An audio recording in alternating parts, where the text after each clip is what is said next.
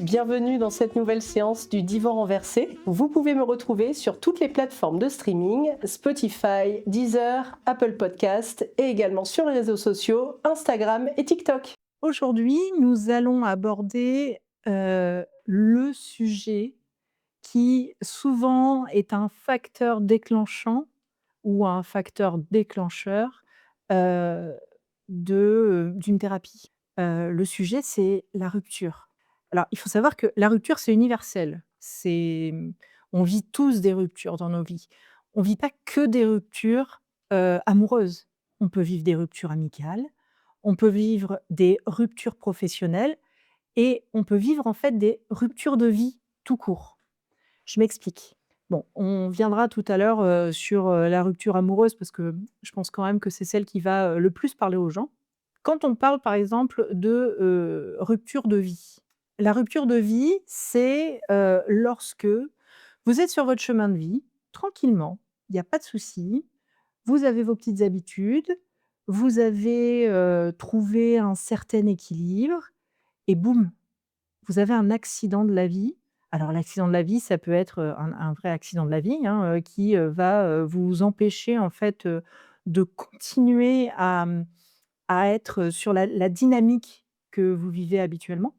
Ou alors, vous pouvez aussi avoir, la maladie qui arrive et qui, fait une sérieuse rupture de vie. Alors la rupture de vie, quand on tombe malade, elle est pour la personne malade, hein, bien entendu, mais elle est aussi pour l'entourage. C'est-à-dire que quand, vous avez, un équilibre familial, un équilibre, professionnel, qui est là et qui va devoir complètement être modifié parce que, il y a une rupture de vie, il y a plein d'éléments qui vont devoir se mettre en place pour réadapter complètement votre situation.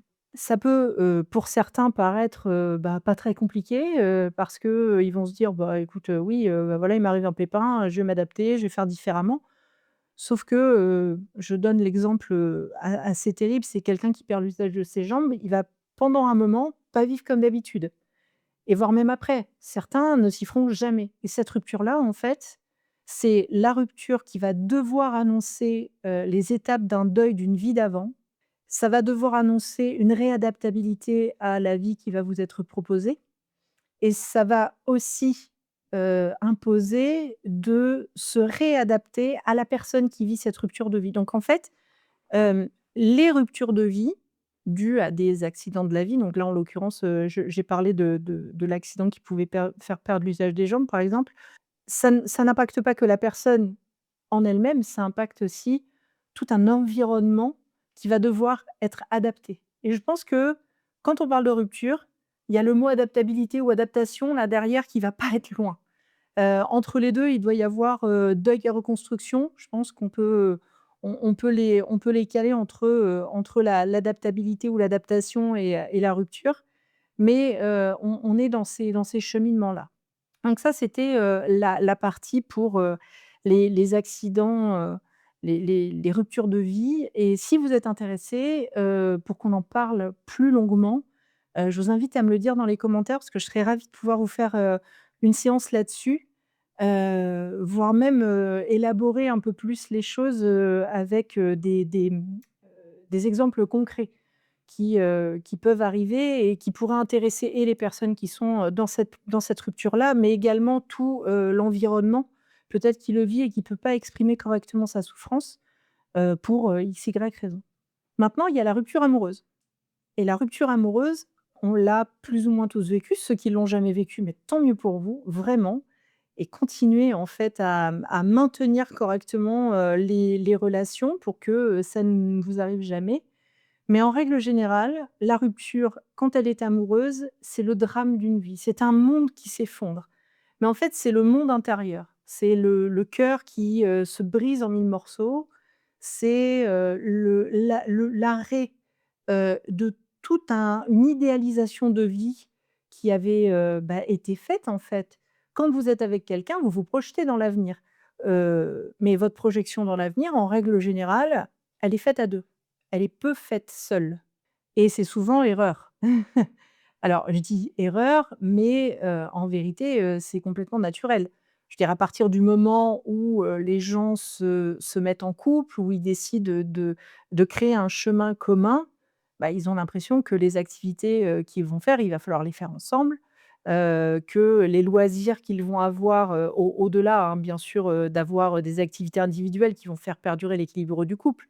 Mais la réalité, c'est qu'on va essayer de voir les amis ensemble, on va essayer de faire des soirées, de les faire ensemble, ne serait-ce que si vous vivez ensemble et que vous recevez chez vous, vous avez une vie sociale qui reste commune quand même. Donc quand il y a une rupture, en règle générale, le monde s'effondre. Ce monde-là, en fait, c'est souvent un monde d'idéalisation et cette rupture-là, beaucoup ne la voient pas arriver. C'est-à-dire que c'est très brutal. C'est, un moment où on a l'impression que quelqu'un éteint la lumière. C'est-à-dire que tout était dans plein jour et d'une seconde à l'autre, quand on entend: «Toi et moi, c'est terminé», la lumière, elle s'éteint complètement et on a l'impression d'avoir un grand noir dans sa vie. Et là, on peut se dire qu'on va rester dans la pénombre pendant un moment. Alors déjà, on va rester, dans la pénombre du moral parce que, quand on était très amoureux de quelqu'un et qu'on se fait quitter et ben, on ne sait plus trop comment ça va se passer pour nous, hein, pour dire la vérité. Hem, il faut comprendre que, la rupture, elle est souvent, elle a souvent été en fait sous-jacente dans des discussions, des choses comme ça et si elle n'a pas été sous-jacente, c'est presque encore pire parce que on se sent, à un moment donné, non pas rejeté, mais invisibilisé, je crois que ça se dit, invisibilisé dans la relation qui existait. C'est-à-dire que du jour au lendemain, en fait, quand vous avez quelqu'un qui a jamais crié gare, qui vous a jamais dit: «Écoute, là, ça va pas, ton attitude, ça me va pas» ou quelqu'un qui a toujours fait, pareil, on se sent comme ne pas avoir existé dans la relation. Parce que si personne nous prévient que ça va pas, c'est peut-être que, ben, soit on n'a pas réussi à écouter, soit l'autre en face, il vous avait pas véritablement inclus dans la relation à 2. Donc est-ce que réellement la relation a existé? Ça, c'est très compliqué. Souvent nous, enfin en tout cas dans mon cabinet, je vais pas parler pour mes collègues, mais souvent dans mon cabinet, les gens me disent: «Je l'ai pas vu venir. Je l'ai pas vu venir et je ne comprends pas en fait, dans quelle mesure les sentiments peuvent changer du jour au lendemain». Alors souvent, c'est pas du jour au lendemain que ça change. Souvent, c'est depuis, un long moment, mais l'autre ne sait pas l'exprimer. Alors peu importe, hein, certains pourront dire: «Oui, c'est par lâcheté que l'autre l'exprime pas». La vérité, c'est que, les ruptures, elles sont toujours sales. Il y a pas de rupture propre. À partir du moment où il y en a un amoureux et l'autre pas amoureux, ça va faire mal. Ça va faire mal à celui qui est quitté, bien sûr. Ça fait pas non plus du bien à celui qui quitte. C'est peut-être libérateur, hein, pour celui qui quitte, mais ça ne fait pas de bien non plus. Parce que, bah, mine de rien, on ne sait pas comment approcher, en fait, la situation et dire que, bah, on n'est plus amoureux, quoi. Et dire qu'on n'est plus amoureux, c'est compliqué, c'est pas évident. Alors certains ne le disent pas, certains se barrent directement. Ils vont chercher les croissants et la boulangerie était fermée, ils sont perdus après. Ils sont jamais revenus. Mais d'autres essayent quand même d'être honnêtes et de dire que ça va plus et vous savez, vous l'avez peut-être déjà vécu, «il faut qu'on parle». Le «il faut qu'on parle», il est destructeur, hein, on se doute qu'il y a un truc qui cloche quand même. Et quand on apprend donc que, la personne en face n'est plus amoureuse et que, par conséquent, la relation va s'arrêter, là, il y a plusieurs étapes qui vont se mettre en place. Donc comme je le disais tout à l'heure, vous allez avoir la pénombre, à le moment où, vous perdez complètement vos repères, vous perdez pied, vous êtes malheureux, vous allez pleurer, et vous allez entamer un cheminement qui est un cheminement qui correspond au cheminement du deuil. Alors le deuil, on l'a abordé déjà au mois d'août, sur une des vidéos et si vous l'avez pas vue, je vous invite à aller la regarder parce que, beh, vous allez voir que vous allez avoir des étapes qui vont quand même relativement être similaires et on va commencer par le moment où on ne veut pas. On n'est pas d'accord. Donc l'autre nous quitte et on dit: «Bah non». Bah si en fait. C'est l'autre vous quitte parce qu'il n'est plus amoureux. C'est-à-dire que l'état et les sentiments, en fait, qui avaient été élaborés pour que la relation à 2 soit, équilibrée, n'existe plus. À partir du moment où vous n'avez plus le même équilibre, en fait, dans les sentiments que vous allez, avoir l'un envers l'autre, vous commencez à avoir un espèce de déséquilibre, relationnel et ce déséquilibre relationnel-là, si vous n'en discutez pas dès le départ, si au fur et à mesure de, votre vie de couple, vous n'arrivez pas, en fait, à en parler régulièrement, souvent, il y a un déséquilibre qui se crée et souvent, on en arrive à des surinvestissements d'un côté, des surinvestissements de l'autre et ça, ce sera le sujet, qu'on abordera, lors de la prochaine séance. Restez, bien, en place pour pouvoir l'écouter. Lorsque vous avez le sentiment d'être dans le leurre complet, d'avoir perdu vos repères et ben, dans ces cas-là, vous allez avoir les étapes du deuil qui vont se mettre en place. Donc le premier, vous voulez pas, vous refusez complètement. Vous n'êtes pas d'accord, vous ne comprenez pas, c'est un choc pour, beaucoup et puis, c'est un néant. Mais le vrai néant, c'est-à-dire qu'il y a un néant de vie qui se met en place, mais vous avez aussi un néant émotionnel qui se met en place. C'est un petit peu comme si on vous avait fait chuter d'une falaise. Je ne sais pas si ça vous est déjà arrivé, mais vous savez quand vous vous endormez, des fois vous vous réveillez comme si vous chutiez et ben, en fait ça vous le ressentez à l'intérieur avec une espèce de sensation d'être glacé en fait à l'intérieur et ça c'est compliqué. C'est très compliqué parce que ce sentiment-là, il dure pas un instant en fait. Ce sentiment-là, enfin cette sensation-là, pardon, c'est pas un sentiment, c'est une sensation. Cette sensation va durer pendant un moment et donc il y a tout qui, se met en place. C'est-à-dire que vous avez, des angoisses qui vont commencer à arriver pour les gens qui naturellement déjà sont anxieux, c'est un peu compliqué et pour ceux qui ne l'ont jamais été, bah, vous allez le découvrir et ça, c'est vraiment pas évident.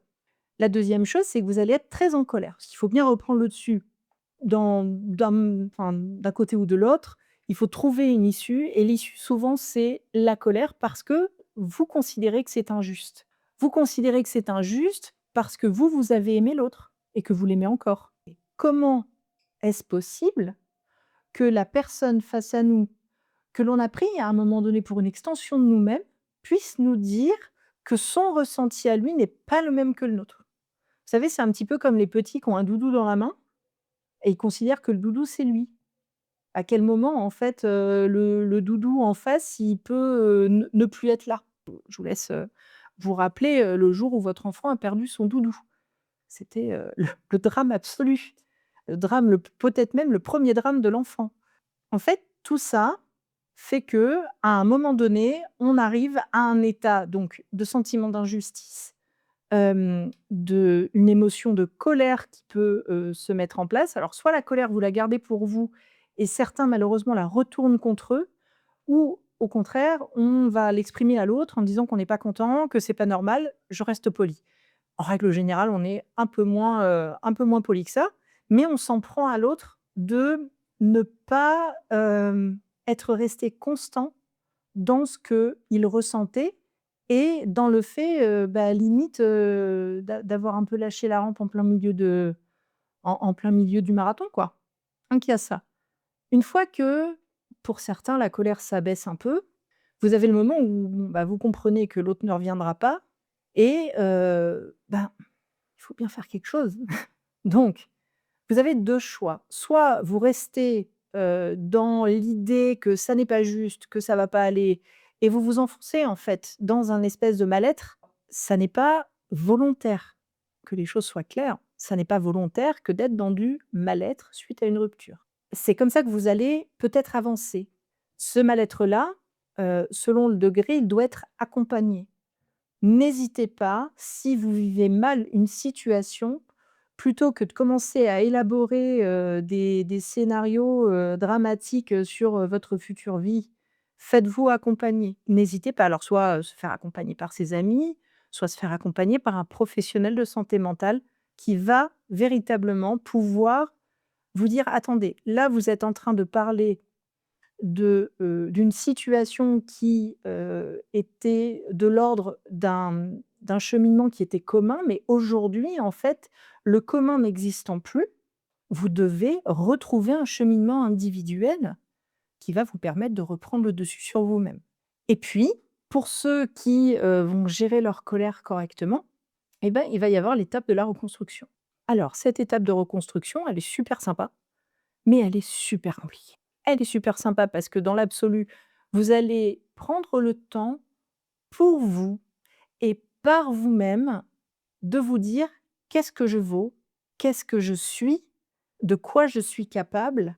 Et comment j'ai envie de cheminer maintenant individuellement pour éventuellement reprendre à un moment donné le dessus émotionnel et vous dire que vous avez envie, d'avoir à nouveau une vie de couple et que vous avez envie de rencontrer quelqu'un ou certains, diront: «Non, mais là, pour le moment, moi, je suis bien tout seul et j'ai besoin de travailler encore un peu sur moi pour poser mes propres limites, pour comprendre aussi ce qui a été, ce que je ne veux pas réitérer». En gros, vous allez redéfinir un peu vos red flags et vos green flags sur les relations. Ça, c'est dans le meilleur des cas, en fait. On va tous passer au moment où, on va reconstruire les choses. Il y a des risques et les risques, ils sont multiples. Vous avez le premier risque, c'est, attendre, le retour de la personne qui est partie parce qu'elle n'avait plus de sentiments et souvent ça arrive. C'est-à-dire que la personne qui nous a quittés va revenir 3 mois après en disant: «Bah, finalement, je me suis trompée, je suis désolée, repartons, comme avant». Sauf que le comme avant n'existe pas. En fait, la relation, elle a été rompue. Je vous le rappelle, la rupture, c'est comme un deuil. Quand il y a un deuil, en fait, on ne revoit pas la personne d'avant. Donc la personne que vous allez avoir face à vous, même si vous avez vécu une histoire avec, ça ne sera plus jamais la même personne. Il va falloir réapprendre à la connaître, réapprendre à faire confiance, réapprendre à créer une vie de couple qui sera différente. Si à n'importe quel moment, vous lui reprochez ce qui s'est passé, vous revenez sur l'histoire d'avant, c'est un petit peu comme si vous aviez rencontré quelqu'un de nouveau et que vous reprochiez à ce quelqu'un de nouveau les erreurs de votre ex. C'est insensé. Les personnes nouvelles que vous rencontrez dans votre vie ne sont pas responsables de ce qui s'est passé avant. Si il s'agit de votre ex-compagnon ou compagne qui revient dans votre vie et avec qui vous vous remettez, beh, ça veut juste dire que vous voulez rester bloqué dans une histoire qui n'existe plus et donc vous ne pouvez pas créer de nouvelle histoire.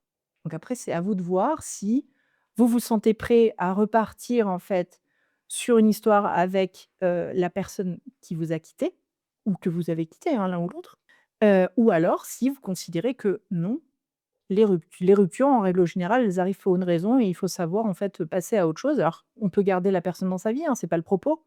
Est-ce que véritablement on doit ou est-ce qu'on peut, hein, tout simplement, repartir sur une relation, réellement?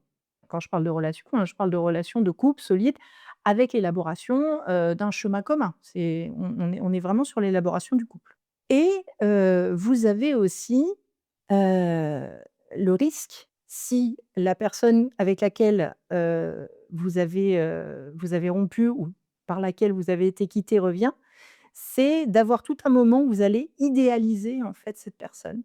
Parce que, bah, souvent, dans les mauvaises histoires, on se souvient que des bons moments et on se dit: «Bah, finalement, c'était pas si mal».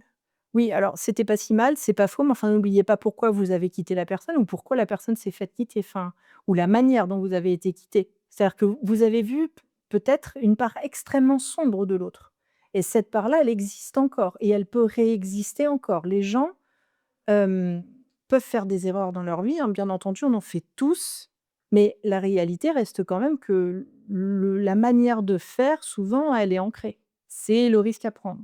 Des fois, c'est des jolis risques, hein, parce que quand ça fonctionne, c'est super. Mais ça, c'est à coup de communication, c'est à coup de confiance, c'est à coup de limites qui ont été posées, de règles qui ont bien été redéfinies et surtout, surtout, c'est l'acceptation de la rupture. C'est-à-dire que vous ne pouvez décemment pas revivre une histoire saine, équilibrée et sereine si, d'un côté comme de l'autre, hein, c'est-à-dire que, la personne quittée ou la personne qui quitte n'a pas fait le deuil de sa relation d'avant. Ça n'est pas possible. Vous ne pouvez pas demander à la personne qui arrive juste derrière de panser les plaies qui sont encore béantes, d'un état émotionnel compliqué. C'est pas possible. Si vous faites ça, en fait, vous allez faire porter à l'autre votre mal-être et on ne peut pas faire porter à l'autre ce que nous, on n'est pas en capacité de porter. Je veux dire, les gens peuvent être là, peuvent vous accompagner sur votre chemin, il y a pas de problème, ils peuvent être très aidants, mais il y a une différence entre être aidant et vous apporter la clé, la solution ou même pire, personnaliser la clé et la solution à votre mal-être. L'autre n'est pas la solution à votre mal-être. Vous êtes votre propre solution à votre mal-être, aux repères que vous devez reconstruire dans votre vie, aux petits pas par petits pas que vous allez mettre en place pour vous retrouver d'abord et ensuite être assez, dans l'équilibre de votre vie pour accueillir une autre personne qui sera en mesure de vous apporter du plus. La rupture en elle-même, quand on y regarde d'un peu plus près et d'un œil, un petit peu, un peu psy, hein, peut-être, les trucs, de positif, c'est que ça c'est véritablement, souvent même, une porte ouverte vers un mieux-être personnel. C'est-à-dire qu'une fois que vous avez passé toutes les étapes qui sont super lourdes, qui sont pénibles, sur lesquelles vous allez, très certainement passer du temps, hein, parce que, ronger son frein et être mal, ça peut durer des mois, vraiment. Mais ces mois de chagrin là, ou ces mois de rumination que vous avez eus, elles sont nécessaires aussi. Quand, vous avez vécu une histoire qui a été extrêmement intense, alors, je compte jamais en nombre de mois, en nombre d'années, parce qu'il peut y avoir des histoires de 20 ans qui n'ont pas compté et qui vont passer chut comme une lettre à la poste au niveau de la rupture et d'autres histoires qui ont duré 6 mois, qui ont été d'une passion et d'une intensité absolue, qui vont rester ancrées et gravées toute une vie. Il faut pas, minimiser en fait, l'intensité qu'on met dans les sentiments, dans la relation et autres. On peut pas la quantifier en fait. On peut pas quantifier en nombre d'années. Ça veut rien dire. Hem, donc vous allez devoir vous prendre le temps nécessaire et là encore, le temps qui est bon pour l'un ne sera pas bon pour l'autre et donc ce temps-là, il est, impératif de pouvoir reconstruire ce que l'on est soi, heu, pour que derrière, on puisse être en mesure d'accueillir l'autre dans les meilleures conditions. Ni lui demander d'être un pansement, parce que sinon on appelle ça une relation pansement et quand vous êtes guéri, bah, l'autre n'a plus rien à guérir donc il est plus utile. Donc ça, c'est quand même un peu dramatique parce que la personne en face, c'est pas votre soignant, hein et ni votre sauveur d'ailleurs.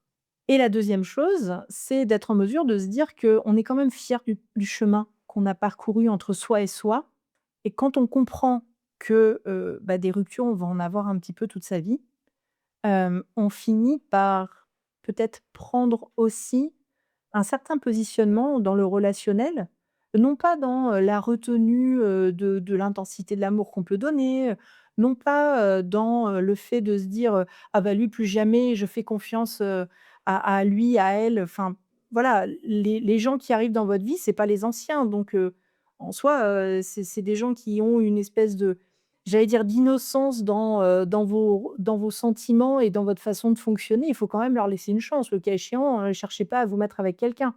Parce qu'il y a pas pire que, l'argument du: «Ah ouais, non mais, finalement, ben, je t'ai rencontré, je vous raconte le truc, basico-basique habituel, hein, c'est je suis sur un site de rencontre, je te rencontre et puis, bah, non, en fait, mon histoire, elle m'a trop fait mal. Beh, elle t'a fait mal, mais, enfin, pourquoi tu vas sur un site de rencontre alors? Tu dis à l'autre que tu veux du sérieux, tu fais ci, tu fais ça, après juste derrière, tu lui donnes un argument qui est complètement bullshit. Bah, reste chez toi, enfin, c'est va pas sur les sites. Ça se fait pas. C'est pas en fait, il y a une attente inconsciente qui est faite par la personne qui va sur ce site et qui n'est pas prête du tout. En général, cette attente inconsciente, c'est de savoir si on plaît encore, hein. Il y a aussi les gens qui vont se victimiser pour être aimés, mais ça, c'est pareil, c'est des relations qui vont pas tenir la route, hein. Clairement, ça va durer, 6 mois, 1 an, jusqu'au moment où l'autre en face qui arrive, tout frais, tout innocent, en se disant: «Bon allez, on va être patient, on va aider un peu la personne». Et la vérité, c'est qu'à un moment donné, on n'aide personne, en fait. On s'aide déjà pas soi parce qu'on s'épuise à essayer de faire changer un mindset de quelqu'un qui a pas envie de le changer, puisque en fait, il a décidé d'être dans la victimisation, pour pouvoir se faire aimer. En fait, il se fait aimer en restant dans le positionnement de la personne quittée. Bah, à quel moment? Je veux dire là, tu es plus quitté, tu es avec quelqu'un. Au contraire, tu es accueilli. Prends le fait d'être accueilli et crée un chemin qui va te rendre heureux plutôt que de rester dans un chemin qui te rend malheureux. Si toutefois la personne, est toujours dans ce mood-là, à pas être bien ni quoi que ce soit, inutile, de rompre, ni quoi que ce soit. Alors quand c'est utile, il faut bien sûr mettre fin à la relation, mais dire mettre fin à la relation ne veut pas dire fermer une porte définitivement. Ça veut surtout dire qu'il doit se faire aider, il doit se faire accompagner pour être certain d'être prêt à accueillir une relation saine et sereine par la suite. Parce que c'est difficile en fait on rencontre quelqu'un qu'on considère bien, qui a des fragilités, mais à un moment, il faut bien que l'autre, qui a des fragilités, devienne un peu plus fort. Sinon, on en arrive à une relation qui est déséquilibrée, la fameuse relation déséquilibrée où nous, on va donner, tout ce qu'on a, comme énergie pour que la personne aille bien, mais sauf que l'autre en retour, qu'est-ce qu'elle va nous donner? Hem, la rupture, en dernier lieu, c'est peut-être, un événement de vie qui pour certains va être destructeur à jamais, mais pour d'autres va possiblement, et alors attention, ce genre de propos peut faire bondir, mais va être possiblement le plus grand cadeau que l'autre puisse leur faire. C'est-à-dire qu'à un moment donné, la personne face à eux a décidé qu'ils devaient partir parce que ça n'allait plus, parce que les chemins se séparent à un moment donné. Mais c'est pas forcément parce que la personne qui quitte, elle, a évolué, mais parce que la personne qui est quittée, elle, a évolué. Et n'hésitez pas, les gens qui évoluent, à continuer sur ce cheminement-là et sur votre chemin de vie, puisque si c'est pour vous apporter, en fait, de l'épanouissement, pour vous apporter du mieux dans votre vie et dans votre vie personnelle, hein, quand je parle de vie, c'est dans votre bien-être à vous, c'est la meilleure chose qui puisse exister. Merci d'avoir écouté cette séance. On se retrouve lundi prochain pour la prochaine consultation du divan renversé. Si vous le souhaitez, vous pouvez partager, n'hésitez pas à vous abonner. Vous pouvez me retrouver sur toutes les plateformes de streaming, Deezer, Spotify, Apple Podcast, mais également sur les réseaux sociaux Instagram et TikTok. Et n'oubliez pas, je suis également sur YouTube. À bientôt mes inconscients.